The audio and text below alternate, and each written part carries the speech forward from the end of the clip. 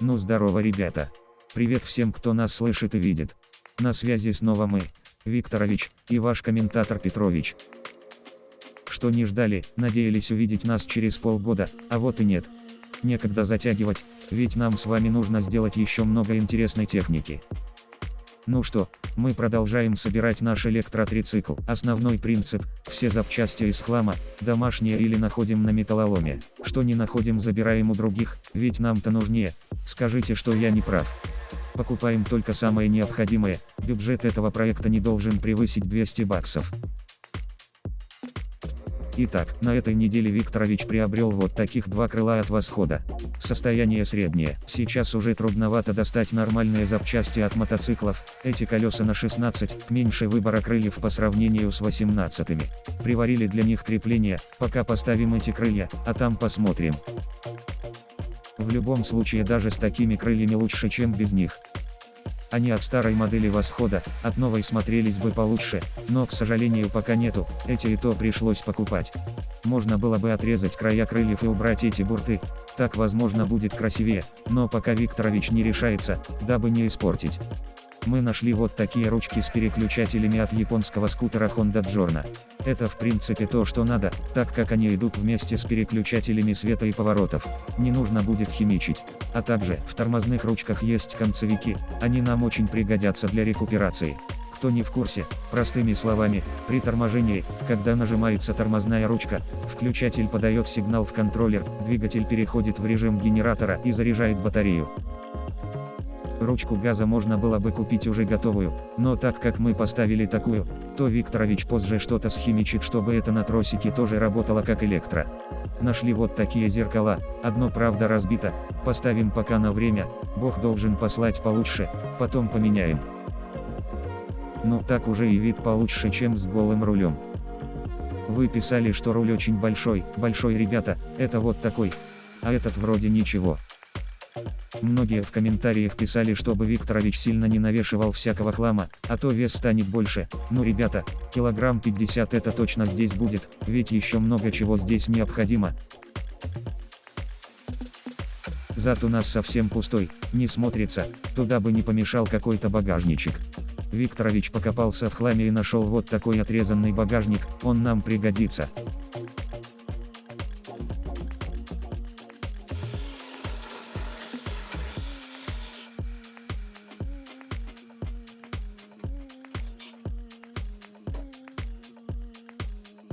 Получился такой багажник.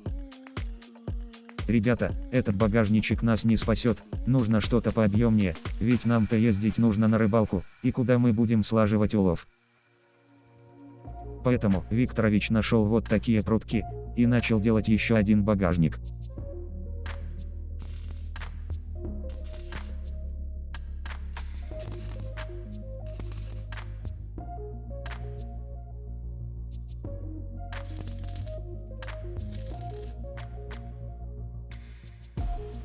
Вот такой получился передний багажник. Есть только одна проблема, то что багажник крепится на крышку. Если мы загрузим весь улов, то уже крышку будет не поднять, придется залезать с неудобством. Один только вопрос целый день мучил Викторовича, было заморачиваться и делать багажник полностью повторяющий крышку, багажник все равно будет прикручен на расстоянии, а поиграться все же пришлось, ведь все прутки нужно было делать разные. Ребята, вы писали, что он получился высоковат и будет неустойчив. Скажем так, когда планировался этот трицикл, то Викторович планировал, что он будет ездить максимум 25-30 км в час, по месту этого вполне достаточно. Никто не планировал на нем летать 50, 60, 70. Испытания, конечно, нас удивили, он оказался намного резвее, но все равно. Вот на таких велосипедах можно быстрее упасть и разбить голову, чем на этом трицикле перевернуться. Но все же, для перестраховки, Викторовичу пришла в голову идея, на металлоломе он нашел две побитые двери от Мерса, и отрезал от них вот эти рамки.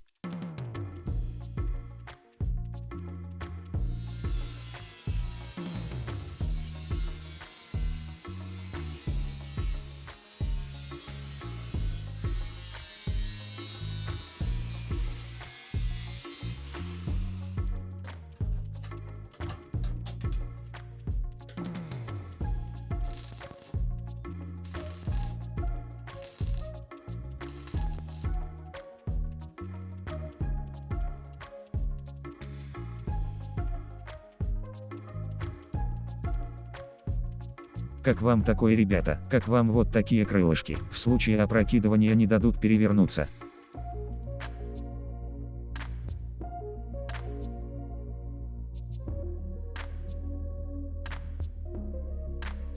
Не оцените, демонтируем, но оставим, возможно пригодятся, вдруг в следующем проекте будет летающая машина.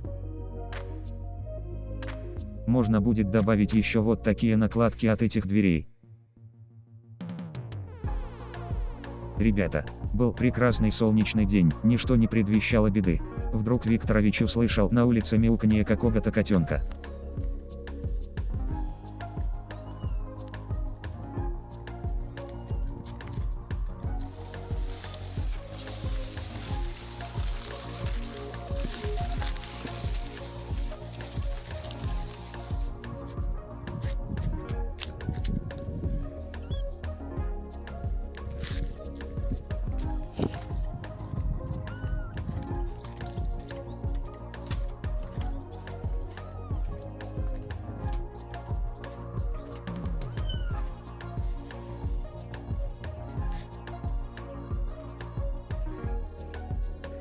Смотрите, какого зверя нам подкинули. У нас, брат, уже есть 2 кота, но если окажешься ничейный, то, наверное, будешь 3-й.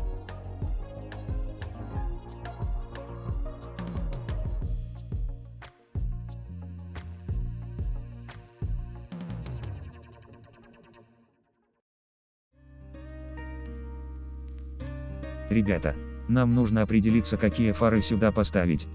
Вот попались такие от ВАЗ-2110. Можно вырезать в кузове место и прицепить их вот так. Но из-за того, что они встраиваемые, ничего не получится, так как панель идет с наклоном и они будут светить вверх, а направить вниз мы не сможем. Поэтому лучше подобрать этим фарам какие-то крышки, чтобы закрыть их сзади и сделать их выносными. Так будет больше вариантов, где их прицепить. Ну а вообще-то, сюда нужны светодиодные LED-фары, они экономнее. Друзья, я не знаю, как вам, но передок не смотрится. Сюда просится какая-то решеточка.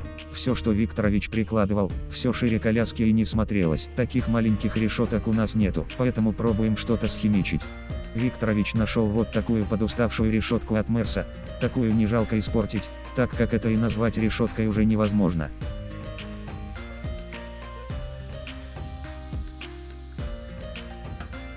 Вот проснулся эксперт, тестирует на прочность. Немножко жестковато.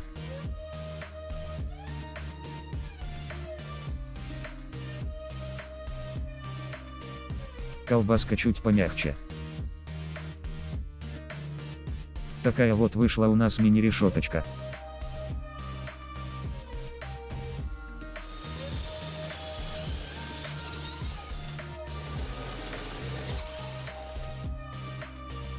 Как вам, ребята, вот такая решетка? Ну и теперь по кузову меньше работы для покраски.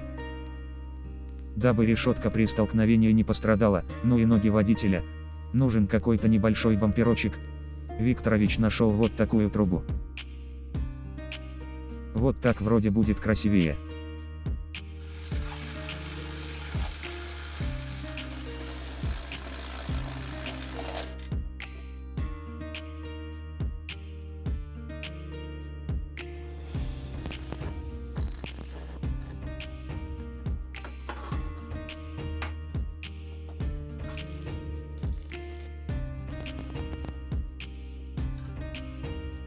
Ребятушечки, извините, я немного уснул. Что там у нас дальше?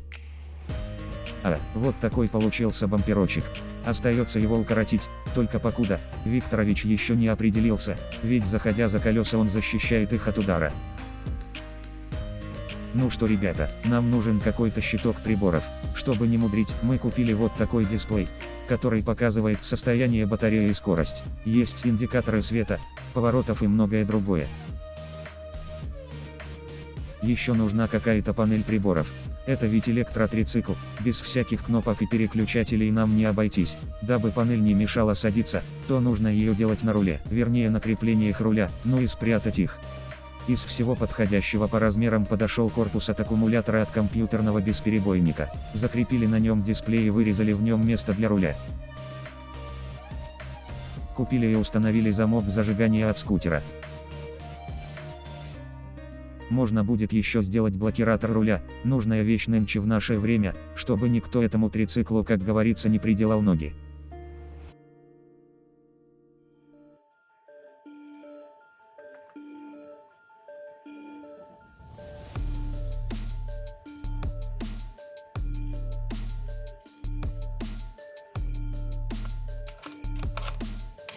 Уже есть где крепить переключатели, благодаря вертикальному положению в них не будет попадать вода.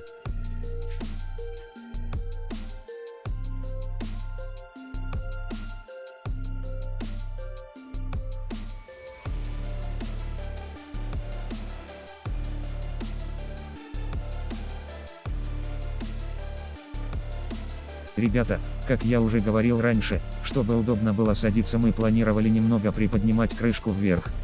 Одно плохо, крышка коляски играет как холодец. Поэтому мы ее сняли и усилили вот таким прутком с внутренней стороны.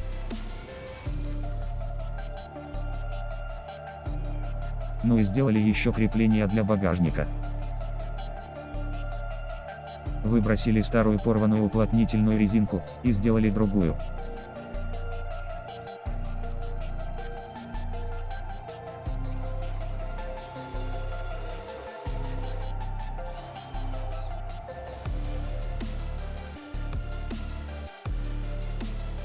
Поставили другие петли.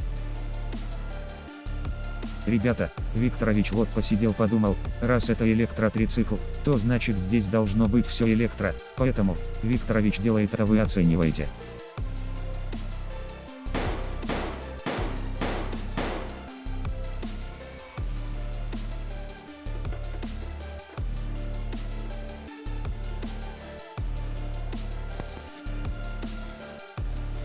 Ребята, мы никого не учим, как нужно делать, у нас развлекательный контент, мы просто показываем вам, как делали мы, возможно, это кому-то будет интересно.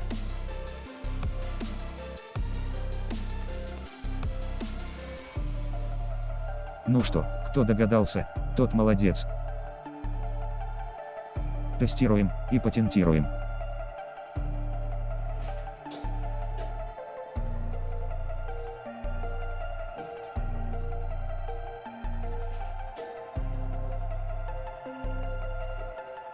Все же так удобней, чем сидя на сиденье и открывать руками.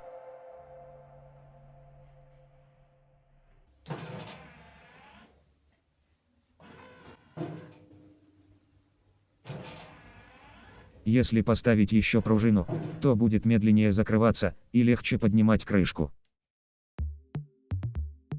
Наконец-то мы дождались посылку с LED-фарами, сейчас глянем, что там приехало. Дабы сэкономить на пересылке, мы накупили разные фары и фонари, возможно, пригодятся для будущей техники. Распаковочка.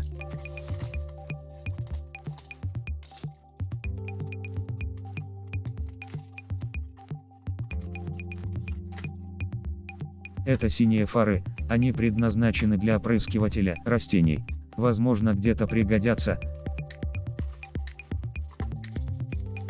Эти вроде неплохие, у них есть и ближний и дальний свет, только они по 100 Вт каждая, чуть многовато для этой техники.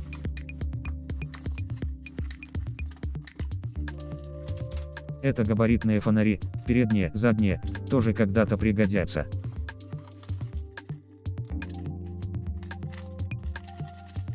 Эти квадратные по 50 Вт, но они небольшие, могут не смотреться, эти прямоугольные вроде получше. Синяя все же интересная.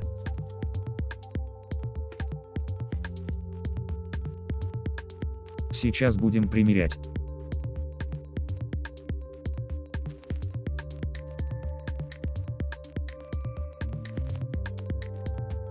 Мне кажется, эти побольше смотрятся получше. На уровне решетки красивее. Но закрепить их проще на бампере, поэтому ничего не поделаешь.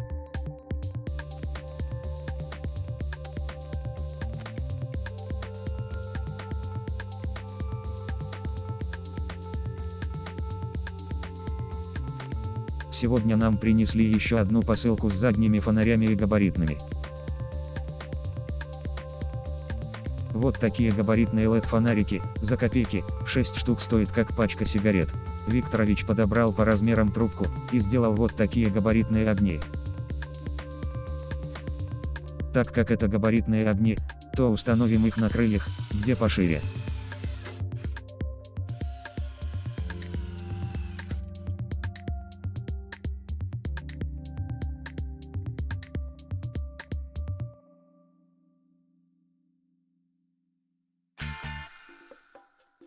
Задние LED-фонари пришли вот такие, эти самые меньшие из всех попадавшихся, остальные все очень большие, вообще не подходят. Правда, поначалу планировались простые, вот такие. Только мы их забраковали, они выпирают. Ну и ледовские, ведь получше будут. Сделали им вот такие крепления, и прикрутили пока здесь.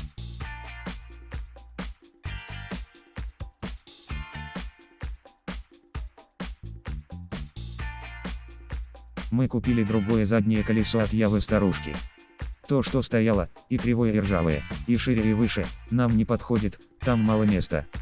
Только в этом колесе, как и в том, шатаются все спицы, пришлось и здесь их гнуть. Нашли заднюю звезду на несколько зубьев больше.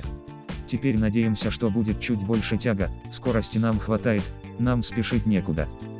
Вы писали, что от колеса будет лететь грязь на сиденье, все верно, ребята, когда есть уже другое колесо, то Викторович поставит кусочек крыла. Вот такого, с помоечки.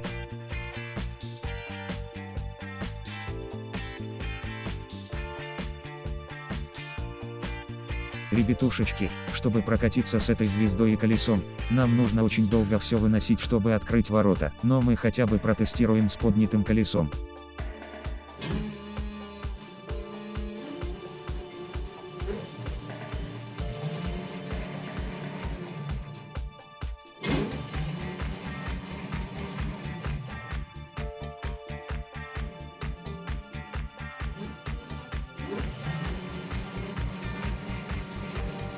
Можно было бы прокататься по мастерской, только есть одна проблема, нету никого, чтобы посадить за руль. Теща уехала в соседнее село на праздник Всемирный день зомби. Ну хорошо, делаем тогда краш-тест бамперу, а тормозом будет кресло.